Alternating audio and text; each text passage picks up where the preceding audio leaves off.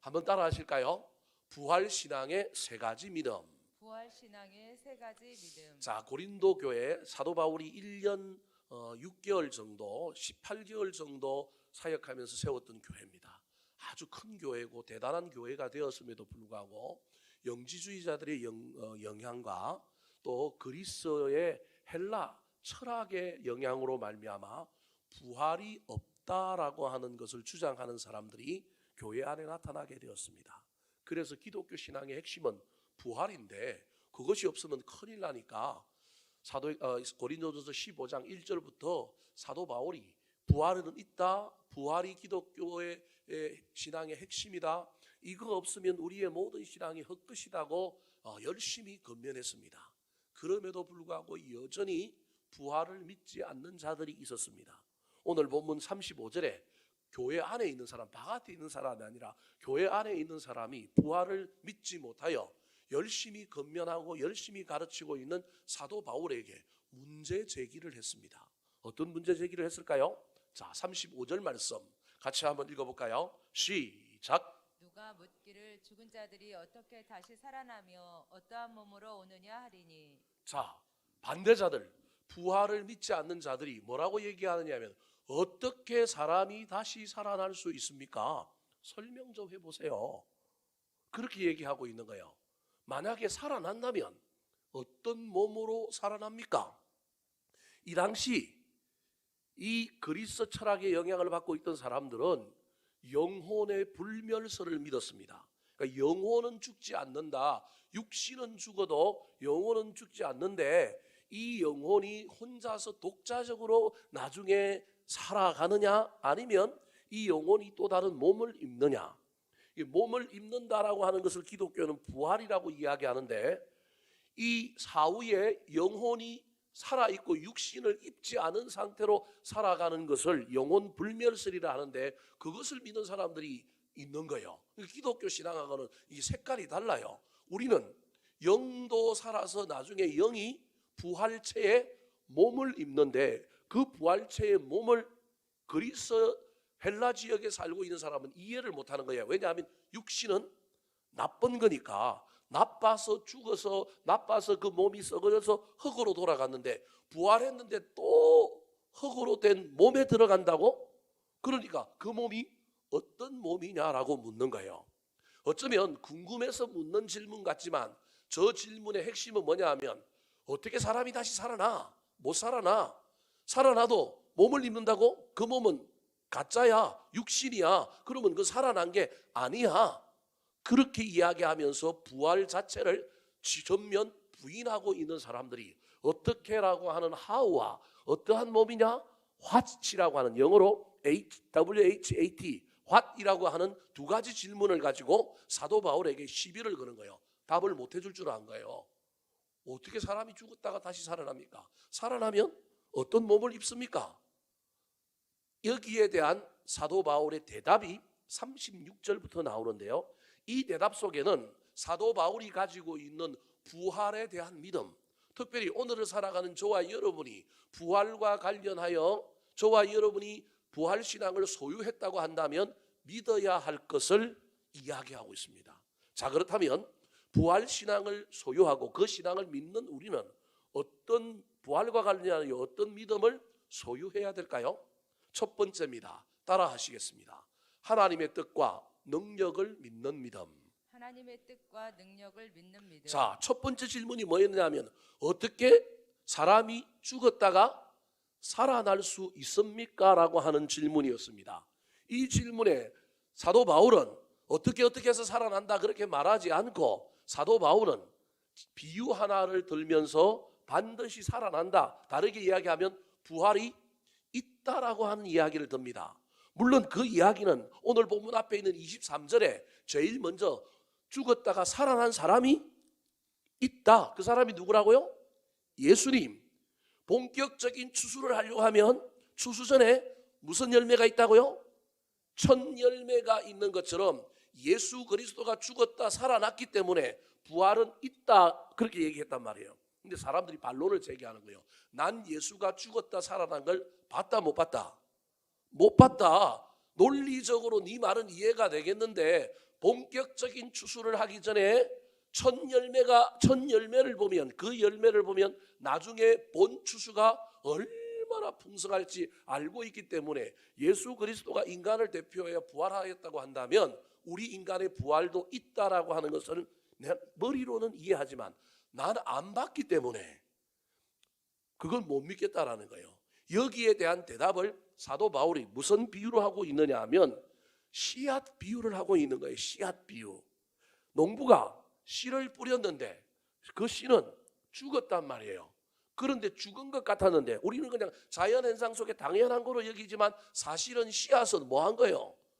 죽었는데 썩어서 땅 속에 들어갔단 말이에요. 땅 속에 들어갔으니까 죽은 거나 마찬가지잖아요. 그 썩은 거잖아요. 인간이 죽어서 땅 속에 들어간 것과 씨앗을 똑같이 비유하는 거예요. 그러면서 씨앗이 땅에 들어가서 죽었는데 죽으면 그대로 있지 않고 많은 뭘 맺어요? 열매를 맺는다. 이것만 봐도 부활은 어떻다? 있다. 사람이 죽어서 땅 속에 들어간 것처럼 씨앗이 땅 속에 들어갔는데 죽은 줄 알았는데 죽은 게 아니라 나중에 자라서 열매를 맺더라. 그러므로 부활은 있다. 그 얘기를 하는 거예요. 근데 그 얘기만 하는 것이 아니라 그 다음에 더 중요한 이야기를 하는 거예요. 자, 그게 36절과 37절 말씀입니다. 같이 한번 읽어볼까요? 시작. 어리석은 자여, 내가 뿌리는 씨가 죽지 않으면 살아나지 못하겠고 또 내가 뿌리는 것은 장래의 형체를 뿌리는 것이 아니요 다만 밀이나 다른 것의 알맹이 뿐이로되. 자, 부활을 믿지 않는 자를 향하여 어리석은 자여 그러면서 네가 만약에 씨를 뿌렸는데 그 씨가 썩어서 죽지 않으면 절대 싹이 안 나는데 만약에 안 죽으려고 하고 가만히 있으면 그건 그대로 그냥 어떻게 돼 있는 거예요? 죽어 있는 거예요. 근데 죽어야만이 뭐 한다고요? 산다. 씨를 뿌렸는데 씨가 죽지 아니하면 살아나지 않는 것처럼 사람도 죽어야만이 뭐가 있다? 부활이 있다. 그러면서 뭐라고 얘기하느냐 하면 37절에 농부가 뿌리는 것은 장래의 형체를 뿌리는 것이 아니라 뭘 뿌리느냐 하면 알갱이, 씨앗을 뿌린다는 거예요. 사과를 수확하려면 사과를 심어야 돼요? 사과 씨를 심어야 돼요? 사과 씨를 심어야 뭐가 나오는 거예요? 사과 열매가 나오는 거예요. 그 열매를 뿌리는 게 아니고 뭘 뿌리느냐면 알갱이 씨를 뿌린다라는 거예요. 저 이야기 속에서 부활의 신비, 이해되지 않는 신비를 너희들이 그 자연의 현상을 보고도 이해하지 못한다면 너희들이 위대하다고 얘기하고 그리스 철학을 이야기하고 철학이 자연에서 많이 나왔는데 그 자연의 섭리를 알면서도 이 오묘한 영적인 세계를 너희들이 알지 못한다고 한다면 너희들은 어리석은 자라는 거예요. 여러분, 이 이야기는 오늘을 살아가는 우리에게 똑같은 이야기입니다. 자연의 신비 속에 이미 부활의 신비, 하나님께서 우리에게 주신 놀라운 그 신비가 숨어 있는데 우리는 그걸 그냥 자연스럽게 받아들이니까 이게 부활이 있음을 증명한다라는 것을 믿지 못하는 거예요. 사도 바울은 부활이 있다라고 하는 것을 첫 열매 비유와 함께 씨 뿌리는 비유를 통하여 부활은 분명히 있다. 그러면서 부활 이후에 어떤 몸으로 부활하느냐에 대한 질문까지 저기서 대답한 거예요. 알 수 없다라는 게 어떤 몸으로 태어날지. 사과 씨를 뿌렸는데 사과 씨가 나온 게 아니고 나중에 뭐가 나와요? 사과 열매가 나오잖아요. 배 씨를 뿌렸는데 뭐가 나와요? 배가 나오는 것처럼 이건 질적으로 다르잖아요. 그러니까 지금 현재 우리 몸이 아닌 질적으로 다른 몸으로 우리가 부활하여 영혼과 육신이 결합할 거다라는 이야기를 하는 거예요. 그러니까 지금 사도 바울의 태도는 남을 설득하려고 얘기하는 것이 아니라 논리적으로 어떻고 뭐가 어떻고 설명하려고 하는 것이 아니라 모른다. 이것은 하나님의 무슨 영역이냐면 신비의 영역이다. 씨를 뿌렸는데 사과나무가 나는 것, 너 그걸 설명할 수 있느냐? 논리적으로 뭐가 어떻게 해갖고 유전자가 뭐 어떻게 돼가지고 갑자기 사과 씨가 막 자라갖고 열매를 맺었다. 이거 논리적으로 설명할 수 있느냐? 농부가 그걸 논리적으로 설명할 수 있어서 믿느냐? 아니면 자연스럽게 믿느냐? 무슨 말씀이 이해되시죠? 부활도 그런 거라는 거예요. 근데 자꾸 논리적으로 이해시켜달라, 이게 맞는지 안 맞는지 알려달라. 사도 바울은 그런 것에 대한 일절 대응을 하지 않고 뭐라고 얘기하고 있냐면, 야, 씨 뿌리는 거 봐봐라. 씨 뿌렸는데 뭐가 났다? 열매가 났다. 그 얼마나 놀라운 변화냐. 이 놀라운 변화를 네가 일일이 다 설명할 수 있느냐. 강합성이 어떻고 뭐 양분을 빨아들였고 이게 씨가 어떻게 변하고 중간에 무슨 일이 일어나고 이걸 어떻게 설명하느냐. 그냥 아는 거라는 거예요. 농부의 능력이 아니라 하나님의 능력으로 그 놀라운 일이 되는 것처럼 부활의 주권은 누구한테 있다고요? 하나님께 있다라는 거예요. 부활은 반드시 있고 그 부활이 어떤 몸을 입을 것인가 나 잘 모르겠지만 씨는 아니라는 거예요. 열매와 같은 질적으로 다른 걱정하지 않아도 영혼이 들어갈 수 있느냐 없느냐, 영혼이 옛날 육신과 같은 제약된 몸에 들어가느냐 이거 고민 안 해도 된다는 거예요. 씨가 열매로 질적인 변화를 일어나는 것처럼 우리 하나님은 부활 이후에 우리를 더 좋은 것으로 만들어 주실 거라는 거예요. 그래서 고민할 필요가 없다는 거예요. 키가 작은데 나중에 부활하면 난 키 작은 인간으로 부활하면 어떡하지? 저는 이게 뚱뚱한데 뚱뚱한 몸으로 부활하면 어떡하지? 이런 고민할 필요가 없다는 거예요. 하나님이 그거와 상관없이 질적으로 씨에서 열매로 가는 엄청난 이 변화를 우리 하나님 하실 거라는 거예요. 과학적으로도 잘 설명할 수 없는 이 변화를 어떻게 저와 여러분이 설명하겠어요? 그러면서 무슨 얘기를 하느냐 하면 알 수는 없지만 씨가 알맹이가 질적인 변화를 위해서 다른 형체를 이루는 이 놀라운 이야기에 가장 중요한 이유는 그 뒤에 누가 계시다고요? 하나님이 계시다. 하나님은 하나님이니까 하신다. 부활도 인간의 이해로 이해하면 안 되고 하나님이니까 하시는 거고 그 부활한 영혼이 어느 몸으로 어떤 몸으로 들어갈 것이냐 그것도 난 잘 모르겠다. 그렇지만 누구는 하실 거다? 하나님이 하실 거다. 그 얘기가 38절입니다. 같이 한번 읽어볼까요? 시작. 하나님이 그 뜻대로 그에게 형체를 주시되 각 종자에게 그 형체를 주시느니라. 하나님이 그 뜻대로 하나님의 뜻과 형체를 주시는 능력은 누구한테 있느냐면 하나님에게 있는 거예요.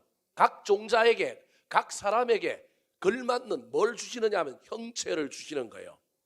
씨의 종자에 걸맞는 열매의 형체를 주시는 것처럼 저와 여러분이 부활하면 하나님께서 우리 영혼에 걸맞는 부활체 그게 오늘날 우리 몸은 분명히 아닐 건데 우리 몸의 성분과 우리 몸의 어떤 것은 또 가지고 가지만 그렇지 않은 어떤 것들 이해할 수 없고 설명할 수 없지만 그래서 천국과 부활을 신학자들이 설명할 때 두 가지 관점으로 설명하는데 하나가 연속성 또 다른 하나가 불연속성. 이게 무슨 말이냐 하면 오늘날 이 땅에 있는 것을 그대로 가지고 간 특징이 있는가 하면 이 땅에 있는 것이 아닌 전혀 우리가 알 수 없는 어떤 그 존재, 그 어떤 물질, 그 어떤 것으로 만들어진 천국 우리 인간일 거라는 거예요. 그걸 불연속성이라는 거예요. 그래서 이 땅에 있는 것이 어느 것이 저 천국으로 그대로 또는 조금 변형되어서 손을 봐서 갈 것이냐. 우리 몸도 부활할 때 우리도 육신적인 측면에서 어떤 부분은 갈 거냐. 오늘날 같이 이런 생김새는 그대로 가지고 갈 거냐. 눈, 코, 입 이건 그대로 가지고 갈 거냐. 아니면 다른 안 가지고 가고 전혀 새로운 것을 만들어낼 것은 뭘까? 안다 모른다. 모른다. 그런데 한다 안 한다? 한다. 이게 부활신앙의 믿음이에요.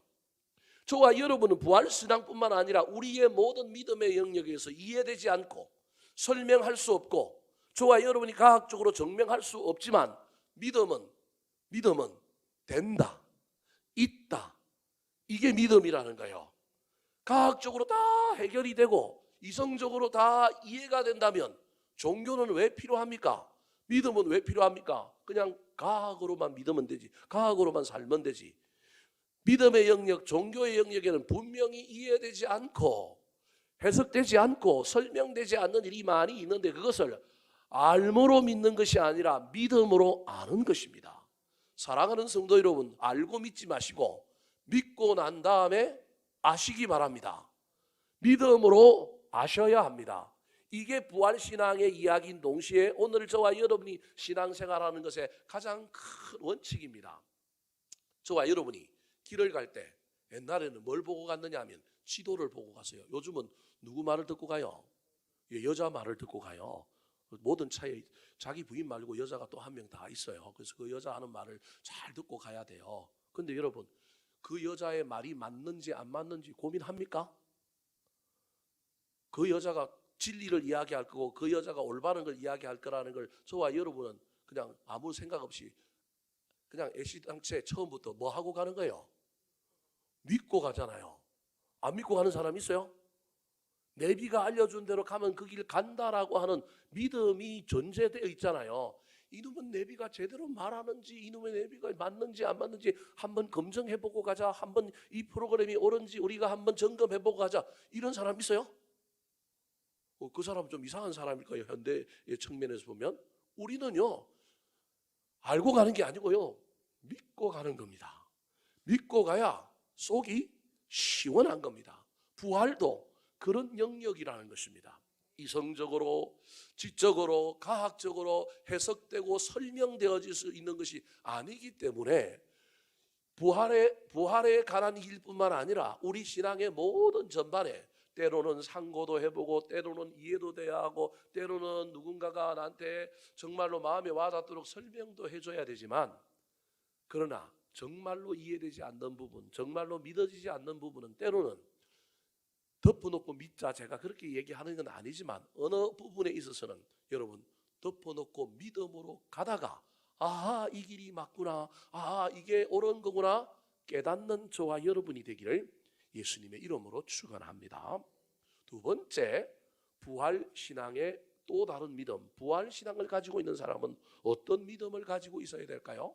첫 번째로는요 부활신앙의 핵심은 하나님의 능력 하나님의 뜻대로 된다라는 거예요.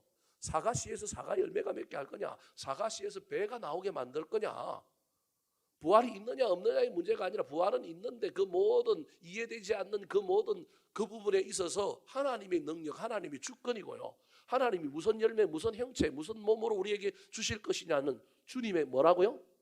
뜻이라는 거예요. 뜻과 능력이 주권이 누구에게 있느냐 하면 하나님께 있다라는 걸 믿는 것이 부활신앙의 첫 번째 믿음이에요.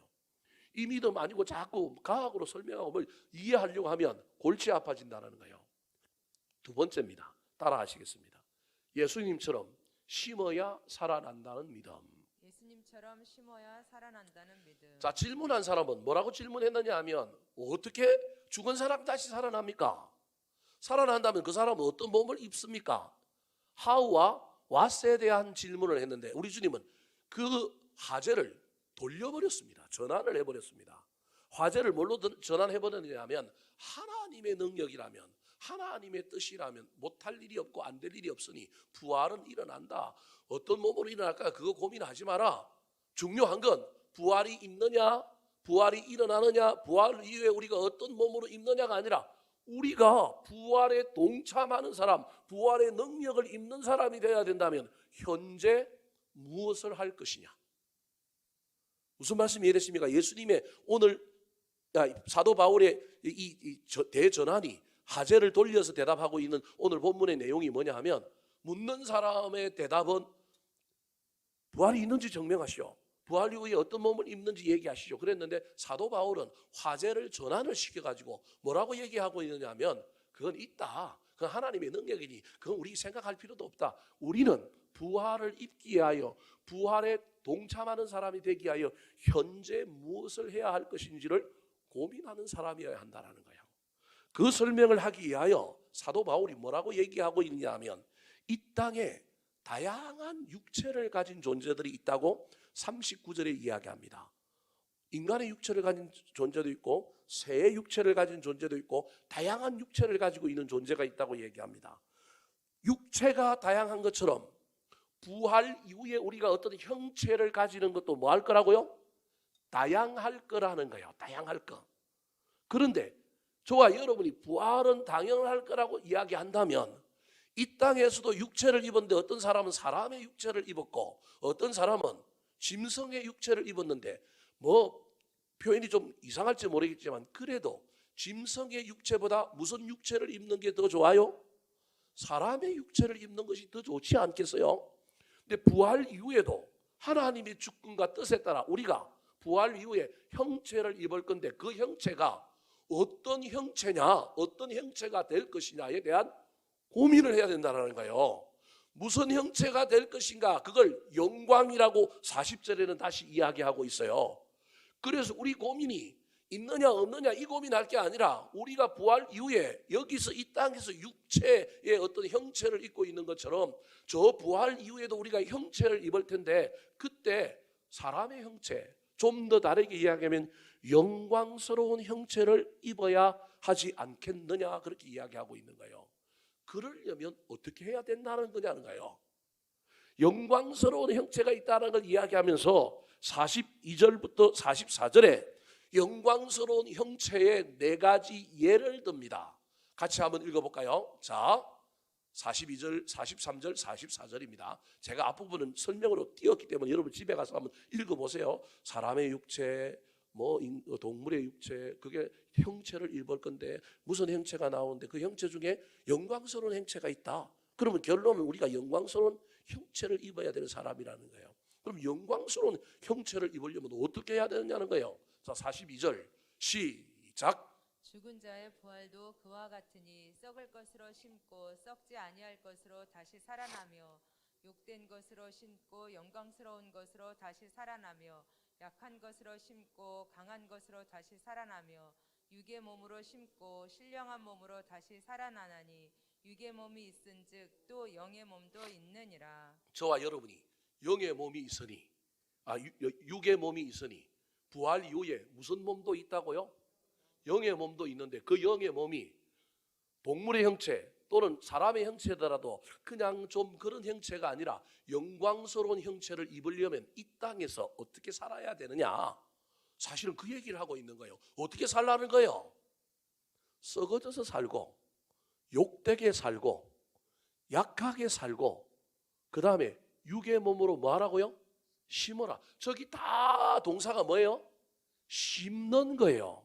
심는 것을 사순절의 용어로 이야기하면 예수님이 심었는데 예수님이 심었다라고 할 때 이 심었다는 십자가를 졌다는 말이에요.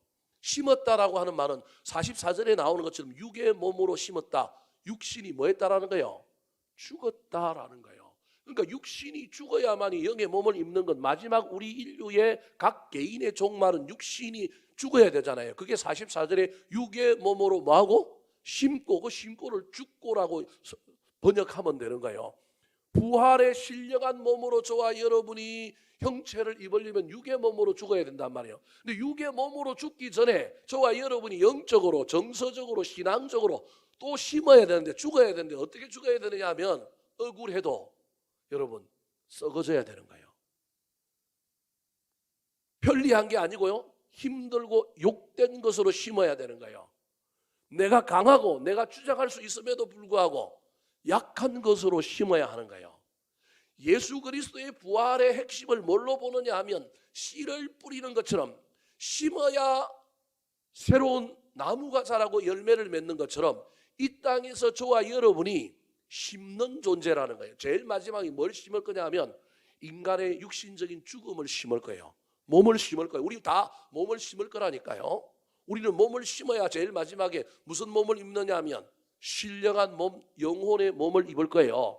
그런데 그 신령한 몸을 입기까지, 우리 육신의 몸을 죽기까지 예수님은 이 땅에 십자가에 죽으셨단 말이에요. 근데 우리는 그런 건 십자가 없이 이 땅에서 그냥 자연사거나 사고사에서 우리 몸을 심을 거예요. 근데 그 심기 전에 예수님의 십자가에 해당되는 삶을 이 땅에서 살아야 한다라는 거예요. 그걸 심는다 그렇게 표현하고 있는 거예요. 근데 심는데 어떻게 심느냐 하면 썩을 것, 소위 말하는 누추하고 더럽고 다른 사람이 안 하는 것으로 나는 심어요.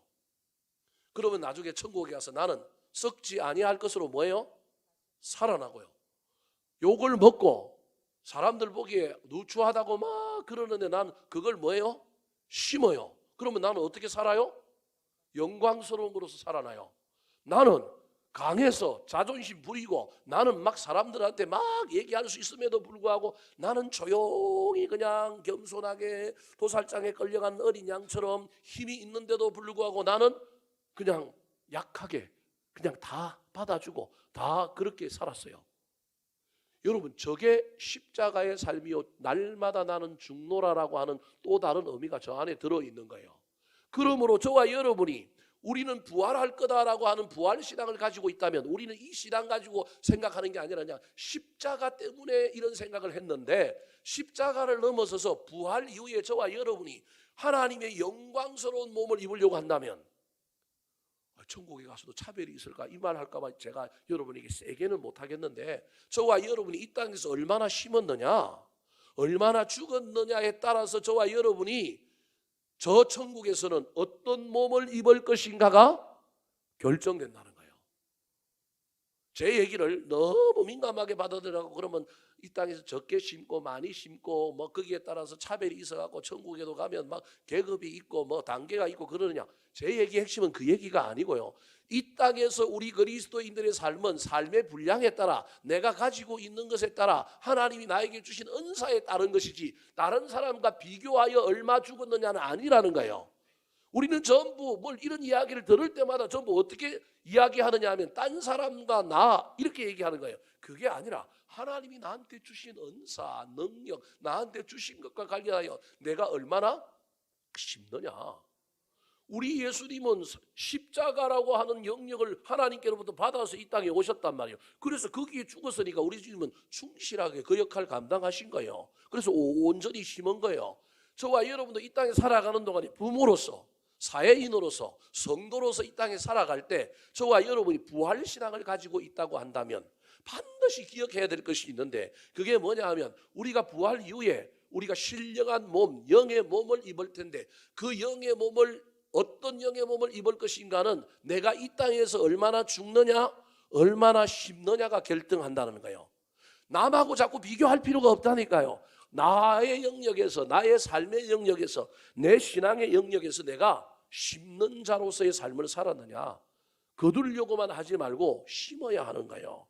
그 심는 것이 씨인데 씨를 뿌려야 된다는 거예요. 씨는 뿌리지 않고 맨날 길가의 가수원에 거두어져 있는, 열려져 있는 그 열매만 탐하지 말고, 나는 내 나름대로 하나님께서 나의 사적인 영역, 공적인 영역, 수많은 영역에서 나는 심는 사람이어야 되는 거예요. 그 심는 것에 대한 단어가 전부 여러분 부정적이고 약한 거잖아요. 썩는 것, 욕된 것, 그 다음에 약한 것. 이게 기독교라는 거예요. 편리하고 좋고 위세 부리고 막 저와 여러분이 남들 앞에 뻐기고 이런 것으로 심는 것이 아니라, 부정적이고 작고 약한 것을 심는 그 사람이 나중에 부활의 육신의 부활로서 신령한 몸을 입을 때 더 아름다운 열매, 더 아름다운 형체를 주신다. 이 사순절 기간에 저와 여러분은 심는 사람이 되었으면 좋겠습니다. 심는 것은 다름이 아니라 날마다 나를 죽이는 겁니다. 심는 것은 손해보는 겁니다. 심는 것은 할 수 있음에도 안 하는 겁니다. 못해서 안 하는 게 아니라 충분히 할 수 있는데도 안 하는 겁니다. 할 수 있잖아요. 아유, 저도 다 할 수 있어요. 저도 얼마든지 할 수 있는 게 얼마나 많은지 몰라요. 그런데도 안 하는 겁니다. 그게 뭐 하는 거라고요? 심는 거라는 거예요. 저와 여러분이 예수님처럼 심어서, 우리 예수님 십자가 죽음 이후에 3일 후에 부활했을 때 그 부활의 형체가 얼마나 아름다웠는지 모릅니다. 너무너무 놀랬잖아요. 마리아도 놀랬고 제자들도 만날 때마다 다 놀랬잖아요. 그런 것처럼 저와 여러분도 그 영광스러운 부활에 동참할 텐데, 그냥 예수 믿고 추상적으로 구원받으면 우리가 부활체가 되고 우리가 저 천국에 가서 영생을 얻는다, 단순하게 생각하는 게 어떤 면에서는 좋을 수도 있습니다. 그런데 그것이 구체적으로 무엇을 의미하느냐, 예수 믿고 이 땅에서 죽는 삶을 살아야 되고 손해보는 삶을 살아야 되고 억울한 삶을 살아야 되는 게, 그게 씨를 심는 거다. 씨를 심어야 열매가 나는 것처럼 이게 부활의 아주 자연계에 나타난 비밀이라는 거예요. 씨가 한 알의 밀알이 땅에 떨어져 죽지 아니하면 그대로 있고 죽으면 많은 열매를 맺는데, 이 열매가 부활이란 말이에요. 그럼 부활하려면 죽어야 되잖아요. 부활하려면 씨가 썩어져야 되잖아요. 부활하려면 땅 속에 있는데 막 와서 누군가 나를 밟아요. 누군가 와서, 벌레가 와서 나를 건드려요. 그럼에도 불구하고 그것을 그대로 감수하며 달려가는 그 삶이 나중에 창대한 부활의 삶으로 나온다는 사실을 기억하여 저와 여러분이 이 삶에서 승리했으면 좋겠습니다. 특별히 올 한 해 다 그 삶을 살지는 못할지라도 이 사순절 기간만이라도 저와 여러분이 예수님처럼 썩어지고 하늘의 미랄이 되고 날마다 내가 죽고 손해보는 심는 삶을 살아서 이 삶의 결정판이 훗날 천국에 갔을 때 우리에게 어떻게 나타나는지를 저와 여러분이 받아보고 누려보고 말할 수 있게 되기를 예수님의 이름으로 축원합니다. 마지막으로 부활신학을 가진 사람은 어떤 믿음이 있어야 될까요? 따라하시겠습니다. 하늘에 속한 자를 닮아가려는 믿음. 하늘에 속한 자를 닮아가려는 믿음. 자, 고린도 교회에 부활을 믿지 않는 사람이 사도 바울에게 도대체 어떻게 죽은 사람이 부활합니까? 부활하면 그 사람은 어떤 몸을 입습니까? 아마 이 사람은 사두개인적인 어떤 신앙의 유산을 물려받았을 수 있습니다. 사두개인은 부활이 없고 몸을 입지 않고 영혼만 있다고, 영혼은 있다고 믿는데 육체를 입는 부활은 없다고 믿는 사람들이 사두개인이었기 때문에 아마 이렇게 얘기했을 겁니다. 근데 사도 바울은 거기에 대하여 일일이 이성적으로 논리적으로 이야기하지 않고 뭐라고 얘기하느냐 하면 쉽게 하면 모른다라는 거예요. 그건 누구의 영역이라고요? 하나님의 주권의 능력이다. 나는 그 주권의 능력을 갖고 계시는 하나님을 뭐 할 뿐이다? 믿을 뿐이다. 여러분, 저와 여러분의 신앙은 그런 거예요. 일일이 설명이 다 안 돼요. 굳이 설명할 이유도 없어요. 내가 믿는다라고만 얘기하면 돼요. 믿는 것이 믿고 가는 것이지 알고 가는 것은 아닌 거예요. 그러나 그 믿고 가는 저와 여러분의 삶에 부활이 있음을 믿으면 부활의 핵심은 뭐냐 하면 썩어지는 거고 심는 것이라고 하는 걸 잊어버리면 안 됩니다.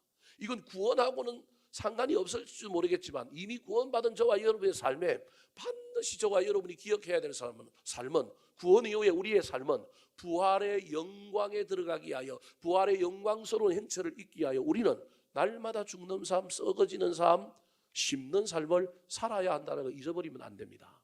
근데 그 삶을 살려면 여러분 내 인격이, 내 영성이, 내 신앙이 준비가 안 됐는데 그 삶을 살아질까요? 쉽지 않은 거예요. 흉내를 낼 수 있어야 처음 시작은 할 수 있는데 그 삶을 지속을 못하는 거예요. 이번에 트로트 그 가요 경연할 때 한 명이 이상한 삶을 살았다고 지금 하차한다는 이야기가 들리지 않습니까? 우리 목사님은 맨날 그런 프로만 보내. 어쩔 수 없습니다. 저도 나이가 들어가니까 하차한다는 얘기가 들려오고 있지 않습니까? 여러분, 그 사람이 지금 현재 어떤 삶을 살고 있는지 잘 모르겠지만요. 그 사람이 삶이 예전에 그런 삶을 살았던 그 삶이, 그죠? 지금 제가 말하고 싶은 얘기는 뭐냐 하면 지금 그 사람이 그 삶의 질적인 변화를 이루어서 그것을 뛰어넘고도 그것을 갚아내고도 그 값을 어느 정도라도 치러내는 삶을 살고 있다면 단순히 노래를 잘하기 때문에 댓글을 달아갖고 야, 이 사람 살려야 된다 이게 아니라 미담이 나와야 될 거 아니에요. 옛날에 그 사람이 어릴 때 실수했기 때문에 그런 건데 지금은 그 사람이 개가천선하여 무슨 삶을 살고 있느냐 하면 좀 다른 삶을 살더라. 그래서 여러분 어릴 때 젊을 때 그 사람을 본 사람하고 나이가 들어서 나중에 그 사람을 본 사람들의 반응이 다르면요 저는 그건 인정해야 된다고 생각합니다. 여러분 제가 대학생 때 요상한 삶을 살았는데 제 친구들 중에 그 요상한 삶을 살았고 그때까지 저를 본 사람은 제가 목사가 됐다 그러면 한 번씩 페이스북에 들어와갖고 저한테 이상한 이야기를 하고 합니다. 너 고스톱 쳐서 목사 땄냐? 그러고 갑니다. 그러면 지금 현재 보는 사람들이 그 이야기를 듣고 시험 들 사람도 있겠지만 지금 현재 제 삶을 아는 사람은 우리 목사님 한때 껌 좀 씹었네, 침 좀 뱉었네 이런 정도로 이해하지 않겠습니까? 그런데 지금은 달라져서 지금 다르게 사니까 예전에 과거가 그렇게 좀 추악해도 제가 뭐 사도 바울처럼 사울적인 삶까지는 살지 않았다 할지라도 그렇게 살아도 지금은 다른 삶을 살고 있으니 그 과거가 아무런 문제가 안 되지 않습니까? 그래서 사람이 과거를 넘어서서 변하느냐 변하지 않느냐가 얼마나 중요한지 모릅니다. 근데 문제는요. 이 변화를 경험해 보지 못한 사람은 죄송하게도 예전이나 지금이나 뭐 할 가능성이 있어요? 똑같을 가능성이 훨씬 더 많습니다. 단지 드러나지 않고 표출되지 않았을 가능성이 있는 거예요. 그래서 저는 앞으로 한 2, 3일 안에 항모 그 가수에게 선한 영향을 받았던 사람들이 전국에서 막 나한테 구체적으로 이런 미담이 있다, 이런 일이 있다, 이런 일들이 좀 일어나서 살아났으면 좋겠습니다. 노래를 잘하니까 살아났으면 좋겠습니다. 근데 그건 봐야죠. 제가 지금 무슨 얘기를 하려고 하느냐 하면요, 저와 여러분이 부활은 주권적으로 하나님의 능력에 달려있고, 나는 그 능력을 믿고 그 부활에 동참하기 위하여 나는 이 땅에서 힘든 삶을 살겠다. 근데 이 힘든 삶이 쉬운 삶이 아니라는 거예요. 아무리 예수 믿고 구원받았다고 날마다 나를 죽이고 손해보고 억울한 일 당하고 썩어져가는 삶을 살기가 쉽지 않아요. 그래서 저와 여러분이 내공이 길러지고 은혜를 받아야 되는 삶이 필요한 거예요. 그래야만이 심을 수 있어요. 그래야만이 썩어질 수 있고요. 그래야만이 저와 여러분 날마다 죽어질 수 있는 거예요. 그래서 오늘 사도 바울이 뭐라고 얘기하고 있을까요? 아담과 예수님의 차이를 들면서 또 다른 논리 하나를 우리에게 전개합니다. 자, 45절과 47절 말씀 같이 한번 읽어볼까요? 시작. 기록된 바 첫사람 아담은 생명이 되었다 함과 같이 마지막 아담은 살려주는 영이 되었나니 첫사람은 땅에서 났으니 흙에 속한 자이거니와 둘째 사람은 하늘에서 나셨느니라. 자, 보세요. 예수님과 아담을 비유하는 거예요. 아담은 원래 뭐였어요? 흙이었어요. 흙이었는데 하나님께서 흙으로 아담을 만들고 코에 생기를 부어 넣으니 뭐가 되었어요? 생명이 되었어요. 근데 본질은 뭐예요? 흙이니까 죽으니까 어디로 돌아갔어요? 흙으로 돌아갔어요. 근데 마지막 아담 예수님은 흙이 아니고 예수님은 어디에 속한 자냐 하면 하늘에 속한 자인데 저 높고 높은 하늘을 버리고 이 땅의 낮은 땅으로 인간의 육신의 몸을 입고 오셨어요. 육신이라는 건 똑같은데 흙에서 육신이 됐느냐 하늘에서 육신이 됐느냐 다르다라는 거예요. 그리고 아담은 생기를 불어넣어서 생명이 되었지만 하늘에서 이 땅에 인간의 육신의 몸을 입은 예수님은 무슨 영이 되었다고요?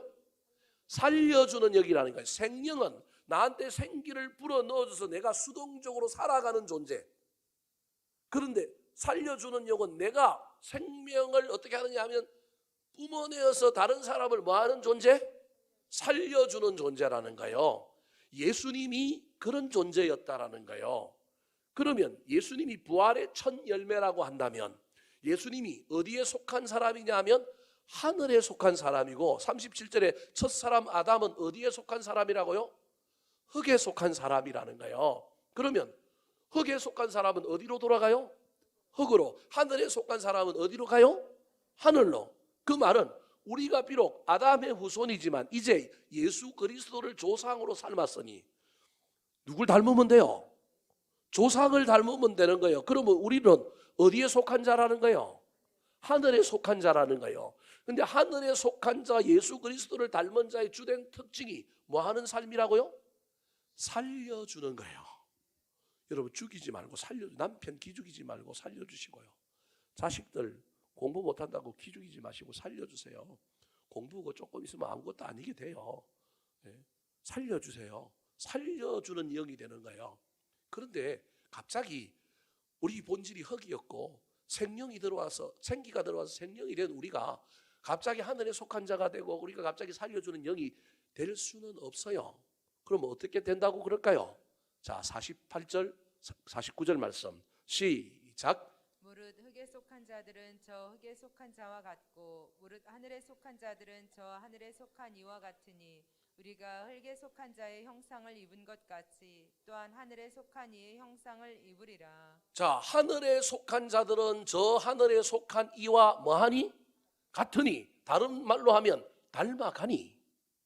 그러니까 저와 여러분이 이 땅에서 여러분 하나님의 주권을 믿고 부활이 있음을 믿고 부활신앙으로 살아가는 저와 여러분이 이 땅에서 살아가다가 부활의 영광스러운 행체를 잊기 위하여 심어야 하고 썩어져야 하고 손해봐야 하고 억울해져야 되는데 그러기 위해서 잠깐만 하는 것이 아니라 그걸 계속 하려면 저와 여러분이 어디에 속한 자가 되어야 되냐면 하늘에 속한 자가 되어야 되는데 하늘에 속한 자가 되면 내가 살려주는 영이 되어 예수님처럼 썩어지고 죽고 손해보고 억울한 일을 할 수 있다라는 거예요. 근데 하늘에 속한 자가 된다는 말은 단순히 속했다라고 하는 소속의 의미를 넘어서서 저 하늘에 속한 이와 뭐하니?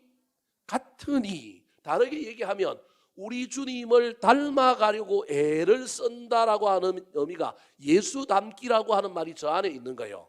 다 닮을 수는 없어요. 예수님처럼 우리가 온전하게 될 수는 없어요. 그럼에도 불구하고 주를 닮으려고 애를 쓰는 사람에게 주님께서 은혜를 주셔서 하늘에 속한 자가 되게 해주신다라는 거예요. 그렇게 하다 보면 49절에 나오는 말씀처럼 하늘에 속한 이의 형상을 뭐 하게 된다고요? 입으라 그랬는데 이거 입을 것이라는 거예요. 줄이면, 요약하면 어떤 의미가 있느냐 하면 생명으로 살다가 이 땅에 그냥 살다가 가면, 생명은 내가 그냥 내 호흡하면서 자가 호흡하면 내 삶을 사는 거예요. 이게 생명이에요. 생명은 어디로 돌아간다고요? 흙으로 돌아간다는 거예요. 근데 흙으로 돌아가지 말고 저와 여러분이 하늘에 속한 자가 되려면 하늘에 속한 이의 형상을 입으면 돼요. 형상은 예수 그리스도의 형상인데 그냥 형상이 얼굴을 의미하는 게 아니라 그가 이 땅에 살아갔던 삶의 어떤 내용들, 그의 품성, 그가 가지고 있었던 그 수많은 삶의 어떤 것들을 우리도 본받으면 되는 거예요.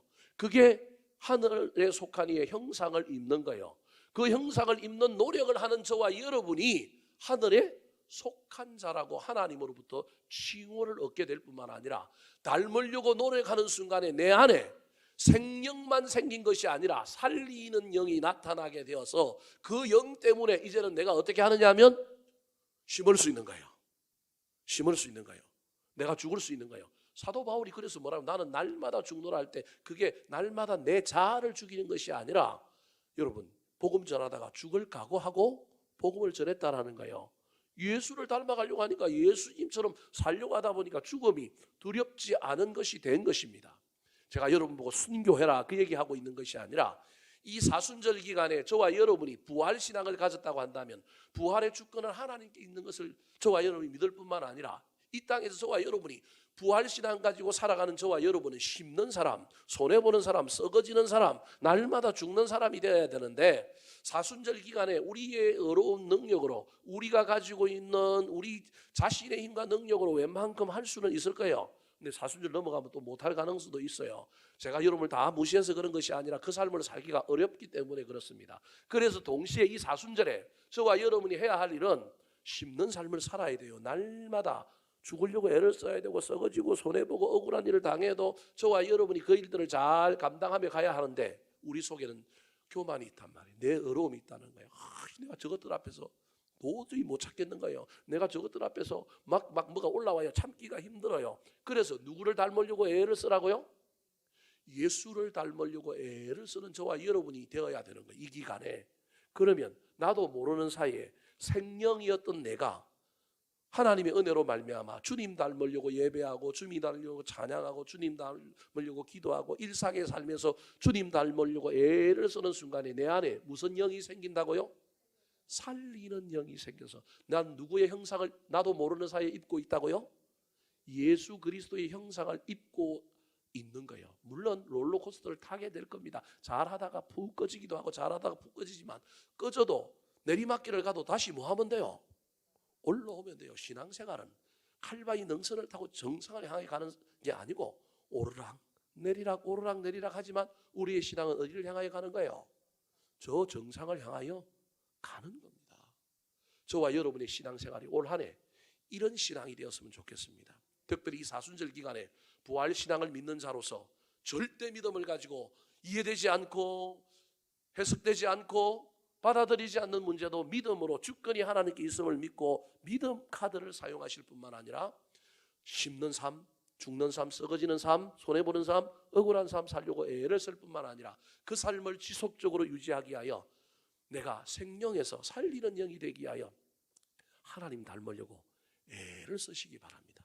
하나님의 놀라운 은혜가 내 마음속에 생명으로 남아있는 나를, 그래도 살아있는 존재지만 생명이 들어와 있으니 내가 살아있잖아요. 근데 하나님은 우리가 생명으로만 살기를 원하는 것이 아니라 무슨 영이 있는 자로 살기를 원하느냐 하면 살리는 영이 있는 자로 살기를 원한다는 사실을 기억하여 이번 사순절에 자녀도 좀 살려보고 남편도 살려보고 아내도 살려보고 주변에 있는 사람도 살려보는 저와 여러분, 그것을 위하여 저와 여러분이 단순히 살린다라고 하면 또 우리가 교만해질 수 있으니까 내가 죽어보고 심어도 보고 손해도 보는 일들이 우리 가운데 일어나게 되기를 우리 구주 예수 그리스도의 이름으로 축원합니다.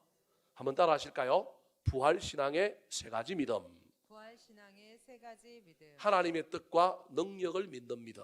하나님의 뜻과 능력을 믿는 믿음. 예수님처럼 심어야 살아난다는 믿음. 예수님처럼 심어야 살아난다는 믿음. 하늘에 속한 자를 닮아가려는 믿음. 하늘에 속한 자를 닮아가려는